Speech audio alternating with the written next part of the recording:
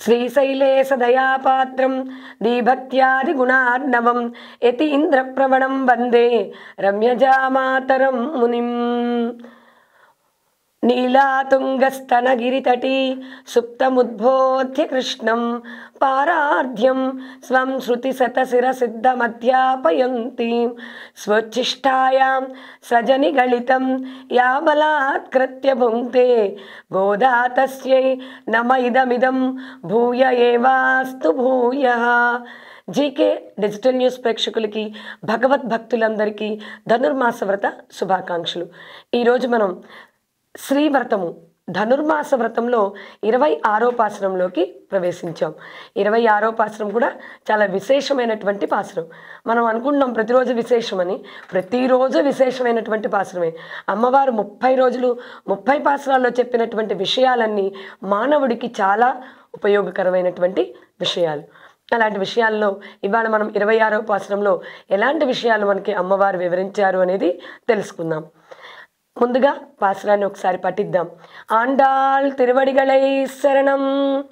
மாலே மணிவண்ணா மார்கழி நீராடுவான் மேலையார் சேயவனகள் வெண்டுவன கேட்டியல் கிராலத்தெல்லாம் நடுங்க முரல்வன பாலண்ண வண்ணத்து உன் பாஞ்சசன்னியமே போல்வனன் செங்கல் போயப்பாடுடையனவே சாலப்பெரும் பாறை பல்லாண்டு செப்பாரே கோலா விளக்கடியே கொடியே வித்தானமே ஆளு நிலையாய் அருளேலோ ரெம்பாவாய்.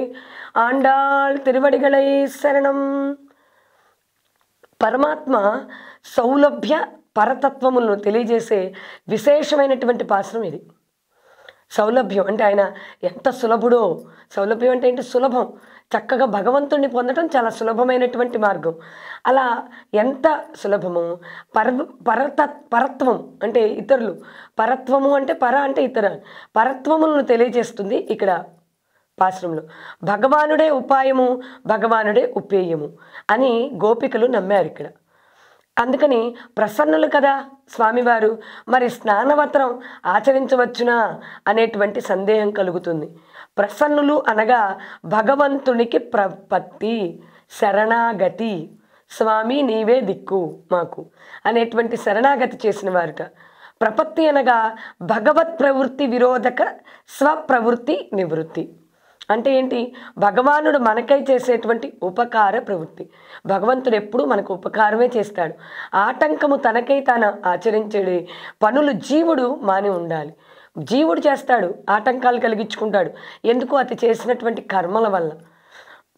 కర్మల వల్ల పనుల్లో ఆటంకాలు జరుగుతూ ఉంటాయి. అందుకని ఎప్పుడు భగవంతుడు ఎప్పుడు ఉపకారమే చేస్తాడు మనిషికి. మన వాళ్ళు అసలు భారతీయులు అంతా భగవంతుడితో ఎందుకు మునేశారంటే భయపడతారని. అంతేగాని భగవంతుడు ఏమి కొట్టాడు. అమ్మో మొక్కు తీర్చకపోతే మొక్కులు తీర్చాలి, కానీ అది మనకు కుదరకపోతే మనం ఎప్పుడో కుదిరినప్పుడు తీర్చచ్చు. అంతేగాని దానికోసం మనం ఇబ్బంది పడుతూ మొక్కు తీర్చాల్సిన అవసరం ఉండదు. అందుకని సులభుడు అంటున్నారు ఆయన. అందుకే చాలా సులభంగా ఉంటారు. మనం భయపడి ఎక్కువగా చేసి మనమే ఇబ్బందులు కొని తెచ్చుకుంటూ ఉంటాం. అందుకని సులభుడు ఆయన. చాలా చక్కగా సులభంగా స్వామి మనకి అందుతారు. ఎప్పుడు మనం చక్కగా అలా ప్రవర్తించినప్పుడు, మన కర్మలు సక్రమంగా ఆచరించినప్పుడు భగవంతుడు మనకి సులభుడు అవుతాడట. ప్రవృత్తి నిష్ట గలవారు భగవంతుడిపైన సంపూర్ణ విశ్వాసముతో సర్వకర్మ పరిత్యాగము చేయవలన కదా. కానీ ఇక్కడ ప్రసన్నుడు కర్మలను అసలు చేయడం మానరాదు. కర్మలు మానేయకూడదు. మనం కర్మ అంటే ఏంటి? మనం చేసేటువంటి పని. అది చివరికి కర్మ అనేటువంటి పదంతో కొంతమంది మాట్లాడుతూ ఉంటారు మాటల్లో. కర్మ కర్మ అంటే మనం చేసే పని. ఏం చేస్తాం? కర్మ అలా ఉంది అంటుంటారు. కర్మ అంటే ఏంటి అంటే నుదుటి రాతని ఎవరు రాస్తారు అంటే భగవంతుడు రాస్తాడు. కానీ దాన్ని సక్రమమైన మార్గంలో పెట్టుకోవాల్సిన వాళ్ళు మనమే. అందుకని కర్మలు ఇక్కడ మనం ఆచరించాలట. మన కర్మ మనం చేయాలి.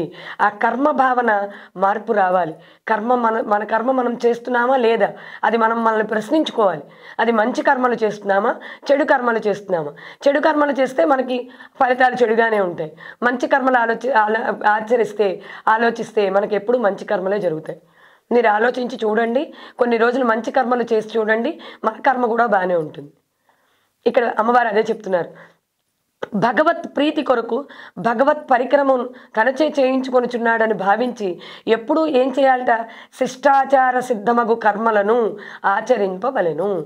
శిష్టాచారము అంటే ఏంటి? మంచి ఆచారములు ఏవైతే మనకు పెద్దలు చెప్పారో ఆ ఆచారాన్ని ఆచరించాలి. అంతేగాని కర్మలను పూర్తిగా విడిచిపెట్టేయకూడదు. మనం చేయాల్సిన కర్మని వదిలిపెట్టేయకూడదు. ఇవి మంచి లక్షణాలు కాదు. కనుక గోపికలు పెద్దలు చేసిన రీతిలో ఈ వ్రతం చేశారట. ఇంతకు ముందు చేశారు కదా, కాత్యాయని వ్రతం అనే పేరుతో ద్వాపర యుగంలో కృష్ణుడిని పొందుకోవడం కోసం గోపికలందరూ చేశారు ఈ వ్రతాన్ని. ఆ కాత్యాయని వ్రతం చేశారు, అలాగే ఈ వ్రతం శ్రీవ్రతం చేస్తున్నారు. కాబట్టి ఈ వ్రతాన్ని ఇంతకు ముందు చేశారు. ఇక మన స్నాన వ్రతం పూర్తి కాబోతున్నది. 26వ పాసరంలోకి వచ్చాం. ఇంకా 4 పాసరాల్లో మనకు స్నానవ్రతం పూర్తయిపోతుంది. ఈనాటి నుండి నీరాట్టం అంటారు. నీరాట్టం అంటారు అంటే ఏంటి? స్నానం ప్రారంభమైంది. ఇక్కడ స్నానం అంటే ఒక నదికి వెళ్ళి మునగడం కాదు, భగవంతుని గుణముల్లో మునగడమే స్నానం. భగవంతుడిని చూస్తూ భగవంతుడి ముందు కూర్చొని భగవంతుడి యందు ధ్యానాన్ని పెట్టి భగవంతుడిని యందు ధ్యానించడమే స్నానం అంటే. స్నానం అంటే మనం నదికి వెళ్ళి స్నానం చేయడం, ఇంట్లో స్నానం చేయడం ఇది కాదు. కాబట్టి ఇక్కడ ఏమంటున్నారు? భగవత్ అనుభవంలో మునగడమే స్నానం. అహంకార మమకారములు అనేటివి తొలగించుకునేడమే స్నానం. ముందులో అమ్మవారు చెప్పారు, స్నానానికి వెళదాం రండి అని పిలిచారు ఫస్ట్ పాసరం. ఇక్కడ స్నానం అంటే ఏంటో ఇప్పుడు మనకి అర్థమవుతుంది. మనం అహంకార మమకారములు అనేటువంటివి వదిలివేయడం. ఈ పాసరంలో గోపికలు శ్రీకృష్ణుని కోరుతున్నారట. అయితే ఆశ్రిత వ్యామోహమూర్తి మాలే అంటున్నారు. ఇంద్ర నీలమణిని పోలిన శరీర కాంతి స్వభావం కలవాడు.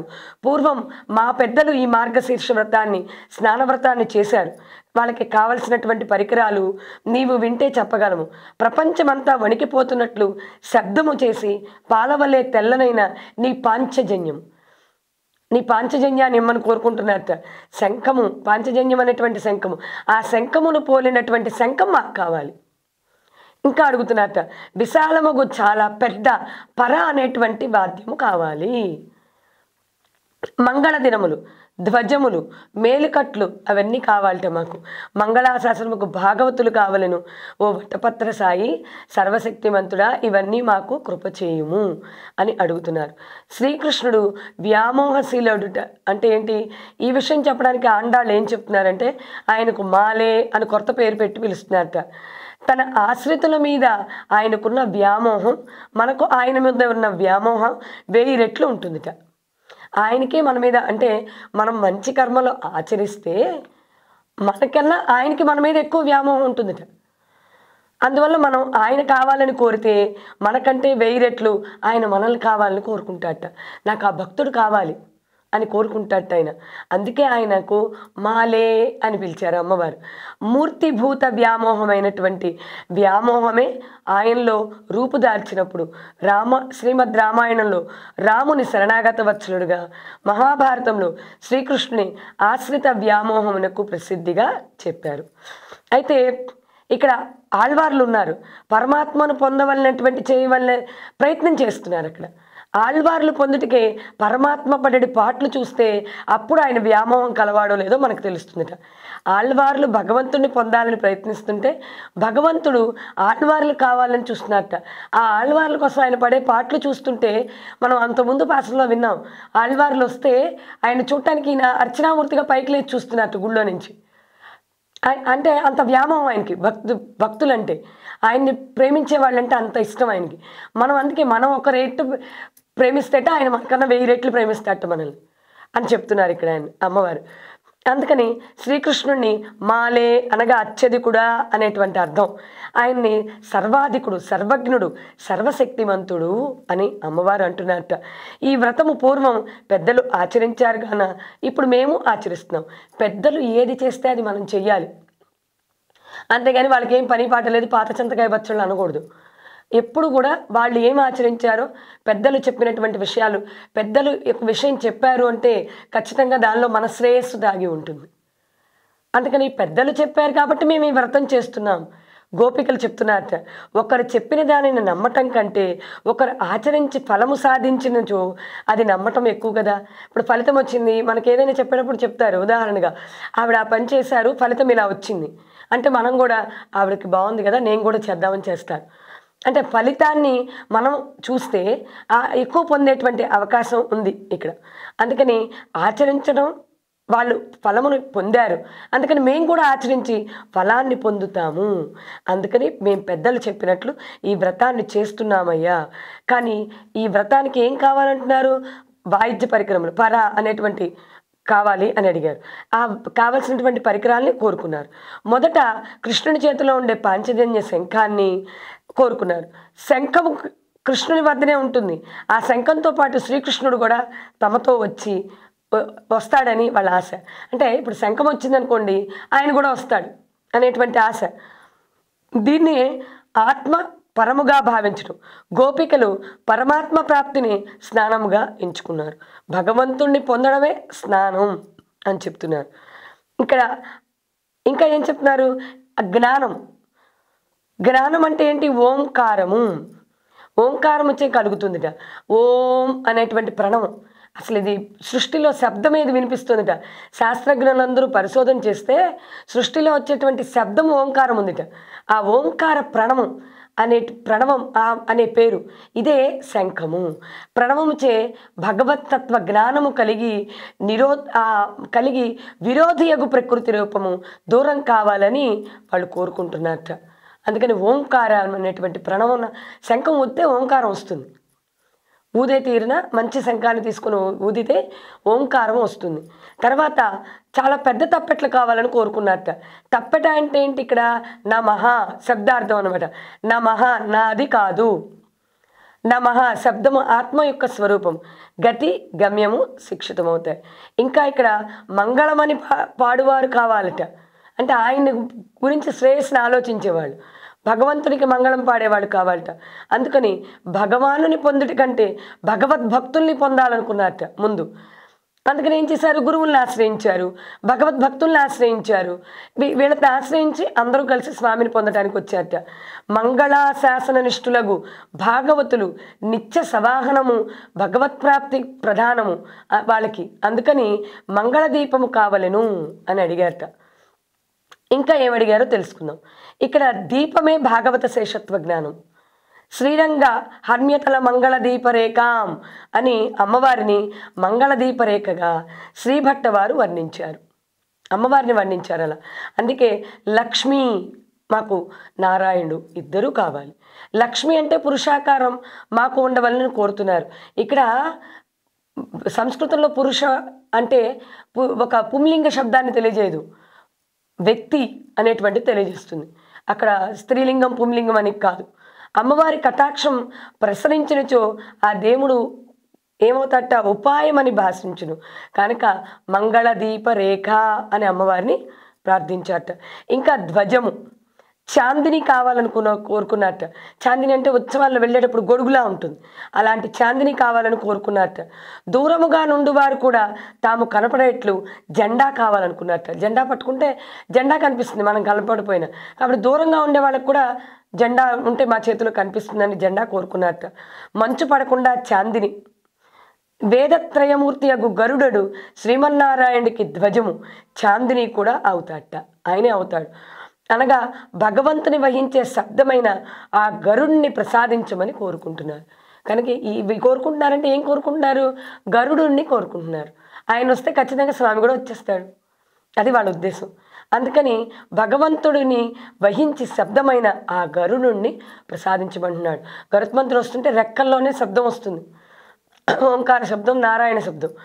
అందుకని వాళ్ళు గరుత్మంతుడిని కూడా కోరుకున్నట్ట. ఇంకా కైంకర్య భోక్తత్వ బుద్ధి మనల్ని ఆవరించకుండా కాపాడాలని అనంత శేషుడిని కోరుకున్నట్ట.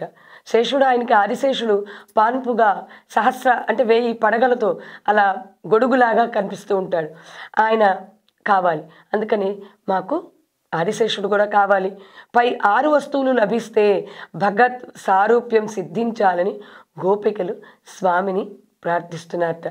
రేపటి పాశ్రంలో నువ్వే కావాలంటారు. ఇప్పటి వరకు ఈ వస్తువులన్నీ అడిగారు, అందుకే స్వామి అంటారు మళ్ళీ నన్ను అడుగుతున్నారు, ఇప్పటిదాకా వస్తువులను అడిగారు అనేటువంటి విశేషాలు రేపటి పాశ్రంలో మనకి తెలుస్తాయి.